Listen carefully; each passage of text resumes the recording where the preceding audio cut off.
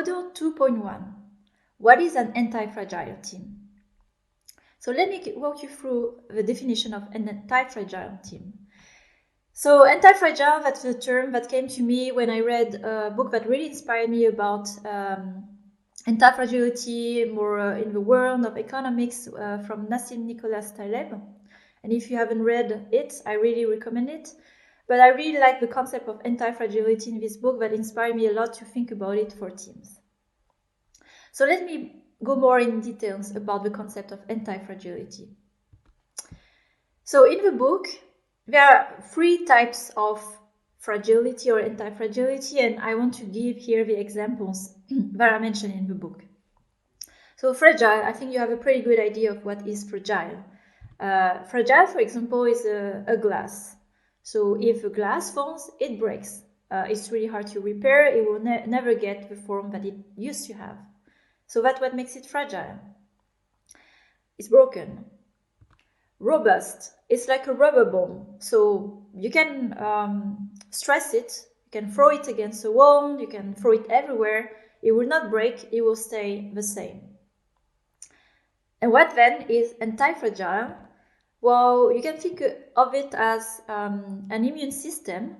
So the more attack you have in your body, the more disease, virus, then your body starts to form anti-virus immunity to be stronger against other type of bacteria and viruses.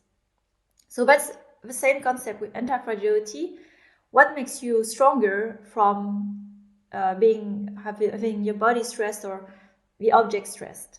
It makes it in a new state that is stronger than what it was before. So let me share this analogy to teams. So what is a fragile team? So you can think of it as a team, for example, that breaks and disperses after a big difficult event. A game is not shipped, out of money, the game team disperses and is fragile.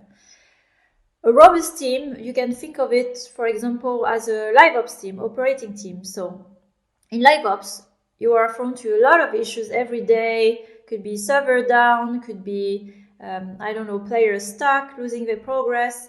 And a live ops team makes sure that the game is still running no matter what happens. It's keep the course. So that's, I would say, as an analogy, is a robust team. But what then is an anti-fragile team? A team that grows stronger, different, better from, I would say, problems, hurdles, attacks. What is it?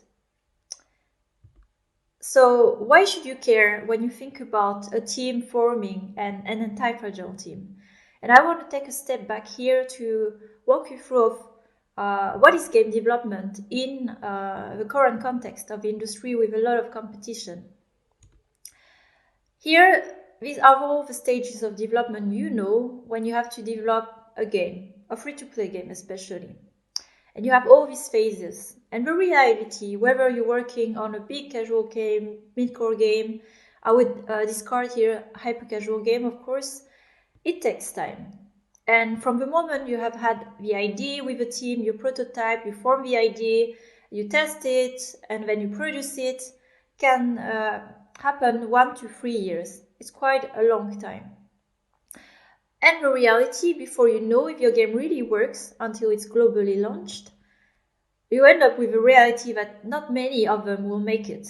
Because it's a very complex market, it's very competitive, and these days you really understand fully the performance of your game after you have sort of finished it, and then you have launched it and tried to scale it. So it's a very hard journey for many developers. And as you can see, not everyone will make it. So as you have started your first idea and you spend 1 to 3 years on your first game, then it didn't work out. You start again. Then you go with other idea, you learn from your past mistakes, and you try, it didn't work out. And so on, and so on. And this is in no way a sign of failure for your team. It's just the reality, and it's just really hard. And you cannot predict everything, all the problems that will come in your way. So what kind of team does it need to go through all these stages where there's a lot of passion, but very little chance of success? Well, the sad fact is that not everyone wants to stay in this journey. I have worked with teams that have been really also frustrated of this reality of the market. It's really hard. It makes you want to give up when you don't see the end of the tunnel, because there's just no end. It's a ongoing work, ongoing journey.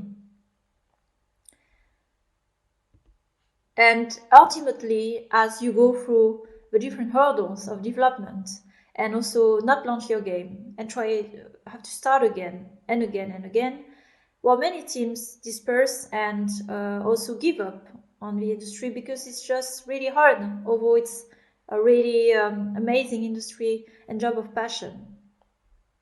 So what can we do about it? And I want to here share the concept of the long-term game. The long-term game is really the journey of game development, and it doesn't have an end. But the ultimate goal, I think, for all the teams is to make a game that is big, what we call a hit. And of course, each team have their own definition, but something that will be a meaningful success for the team and for the players. And I want to show here the example of, based on the mindset of a team, you have very different outcomes on how you approach the long-term game and the development. So if you are a robust team, you want to be there for a long time, but you don't want to crash too hard. So what I call a robust team is, for example, a team playing safe, going for things that are known, proven, making medium-sized quick wins, and there is nothing wrong about that, and it's very valid way of approaching the development, and it ensures, of course, that you are staying in the long-term game. But it's really hard by this way approaching it to make it great from, of course, the first try.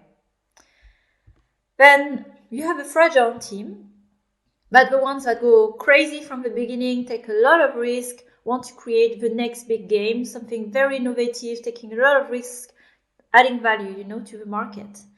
And so much, I would say, so much risk and innovation to the point that you crash high and fast, and that it discouraged the team after to continue in pursuing this game or other games and stop for a while. And I have witnessed it, unfortunately, for some teams and studios. And what we want to aim for with an anti-fragile team is the long journey. You want to aim for great, and there are going to be many hurdles where you're going to take some step back, have to revisit what you're doing, but you're in for the long journey. You will not stop at the first failure. And that's what is in the mindset of anti-fragile team.